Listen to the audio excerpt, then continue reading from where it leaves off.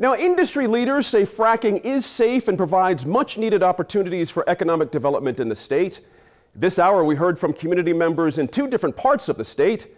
And up next, Gwyneth Dolan moderates a discussion on the safety of fracking between a leading environmental group and a representative from the oil and gas industry. We are here today with Eric Schlenker-Goodrich with the Western Environmental Law Center and Wally Drangmeister with the New Mexico Oil and Gas Association. Thank you guys for being with us today. Hello. It's great to be here. Wally, this year a district court struck down Mora County's ban on fracking just a few months before the Environmental Protection Agency released a report saying they found no evidence that fracking had had a widespread effect on water supplies, but that it has had caused some contamination in some places. So in a desert state like New Mexico, where water is so precious, how can the oil and gas industry reassure New Mexicans that fracking won't irreparably harm their water? Well, first we would look to our record, which is in New Mexico exemplary. We've been doing hydraulic fracturing for over 4 decades, and our record of groundwater protection is very, very strong. So that is the first point. The second is this is a well-regulated process. The main protection for groundwater with regard to hydraulic fracturing and all oil and gas operations is the construction of the well. There's multiple layers of casing and cement in between the well bore and the groundwater zone, and that is critical. So a lot of the regulations around that, a lot of the efforts the industry puts around the process of building these wells is what makes it safe. Eric, you know, Mora County was the first in the country to ban hydraulic fracturing. It involves pumping a mixture of sand, water, and chemicals into a well to open up the spaces so that the oil or gas can come out. And as Wally mentioned, it has been used here in New Mexico for a long time with no contamination. So if it's really unsafe here, why don't we know that already? Well, there's been a quantum leap in the nature of fracking technology. It's often said that fracking technologies has been around for 50 years. That's true, but the type of fracking technology that we're now doing, for example, horizontal multi-stage fracturing, this is allowing development that would have never taken place 50 years ago. What we know about fracturing impacts is very little, in fact. When you reference the EPA fracturing study, the reality is you could have said that not only were there no evidence of widespread systematic impacts, but there was also no evidence that there weren't widespread and systematic impacts. This raises the axiom that the absence of evidence is not the evidence of absence. And so the problem that we have is that there are a variety of exemptions under federal laws, the Safe Drinking Water Act, the Clean Water Act, the Resource Conservation Recovery Act. There are also challenges in obtaining data for that EPA fracturing study. And we know that there is some measure of vulnerability to water resources. So those water resources in New Mexico are protected, and the nature of the technology has outpaced the regulatory system, the safeguards. If the EPA is finding evidence of some contamination in other places, wouldn't you expect to see some of that here if it were happening? Yeah, I think we've had a myriad of spills in New Mexico as well, and so the notion that fracking has not caused any impacts to water resources is simply false. And so we do have impacts to water resources, and we need to have proper safeguards in place to protect our water resources. Where are those safeguards not happening right now? A good example is actually BLM's fracturing rule. BLM issued a new rule recently dealing with hydraulic fracturing on federal public lands.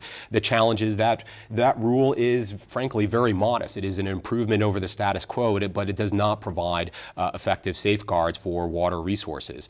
It does provide some good things. For example, there are requirements for temporary storage of flowback fluids from fracturing. That's a good thing.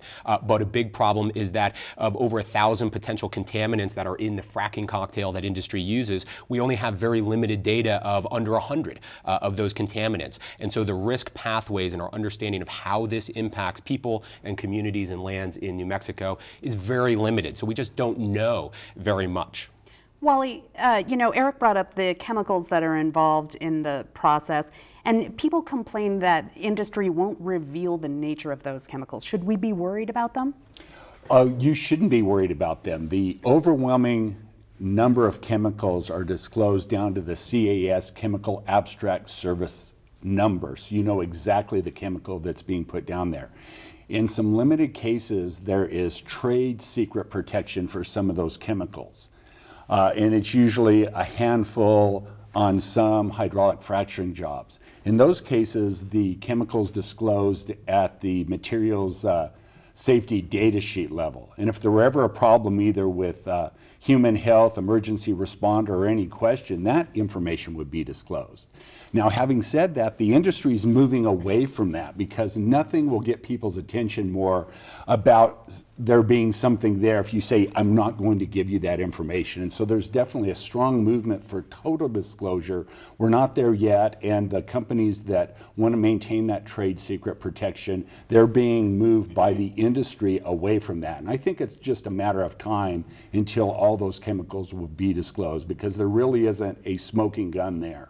But at a very basic level, can you understand that people are freaked out about pumping chemicals into land near their houses and their wells? Well, we certainly are sympathetic to the fact that they are concerned about that.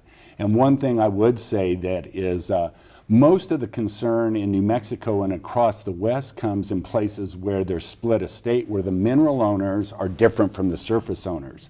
People don't realize a lot of times that a lot of the surface is owned by a rancher or some other person, but the minerals are retained either by the federal government, the state government, or another party. And so it's incumbent upon the industry, and we're doing everything we can to educate that surface owner. When you're the mineral rights owner, you look at much more holistically. You know what the surface disturbance will be, you know how the risks are being managed, but when you just have the surface, not the mineral, that is an issue, and we're working on that in the industry. Eric, your group, Wally, you mentioned, that much of this land has separate ownership, but a lot of the land is also federally owned or managed by the Bureau of Land Management, other groups.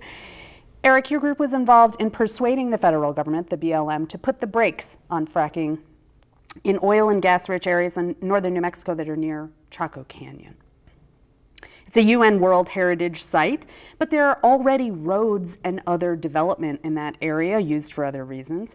And frankly, New Mexico is carpeted in archaeological sites from corner to corner. We have roads and housing developments and other businesses operating near historic sites all over the state, so why not near Chaco? Well, the problem is that there has been historic drilling in this area. That is precisely what the problem is.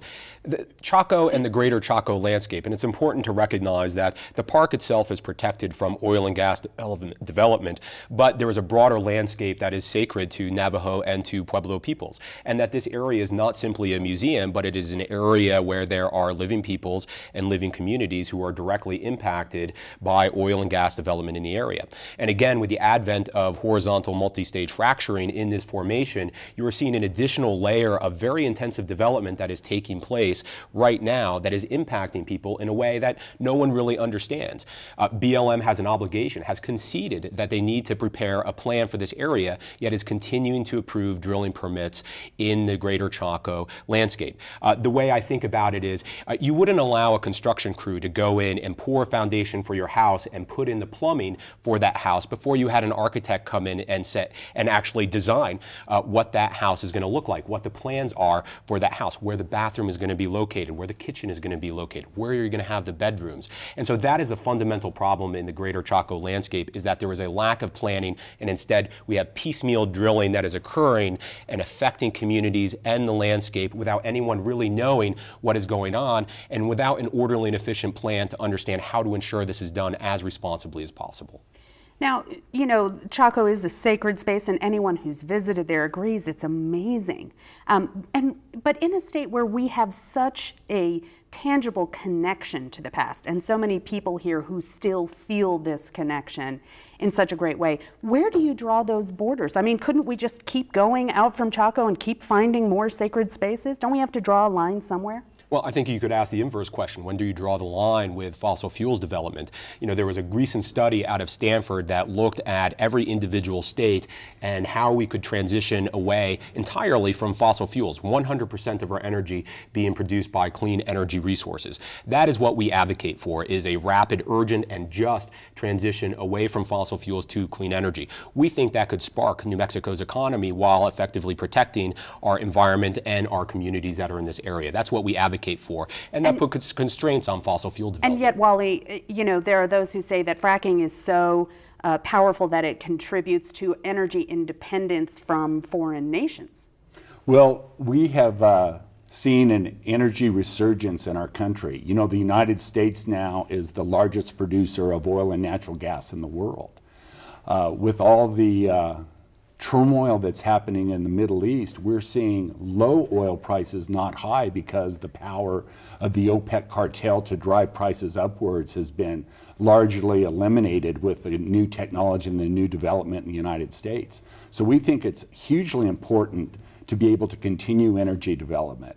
And while people talk about, if I could, about alternatives being able to do more, there's probably very good likelihood it can do more. But when you look at things like wind and solar, where they are today and what they're useful for, they're primarily, if not exclusively, for electricity generation.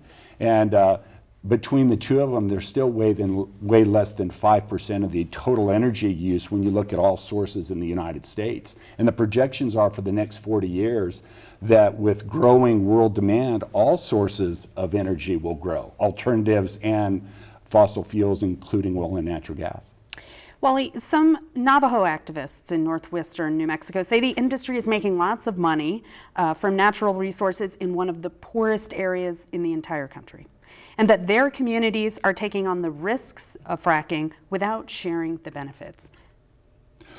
In the area that's being developed along Highway 550 up towards Farmington, a lot of the land that is being drilled upon is owned by Navajo families that have Alati lands. They're not Navajo Nation, they're not tribal lands, but they're controlled and owned by individual Navajo families. And they have benefited tremendously by the development of oil and gas resources. And so that's one group that's absolutely benefiting. There's also development of resources on tribal lands in the West, and the tribes absolutely benefit from that. So I think that there are people that are tremendously benefiting. Now, not everyone benefits the same. That's certainly the case, but for the Alati families, particularly in that Mancos Shale formation that's being developed, they're receiving large bonus checks, royalty checks, and it's a big part of the income for their extended families. Gentlemen, thank you so much for being with us today. You're welcome. It's great to be here. Thank you.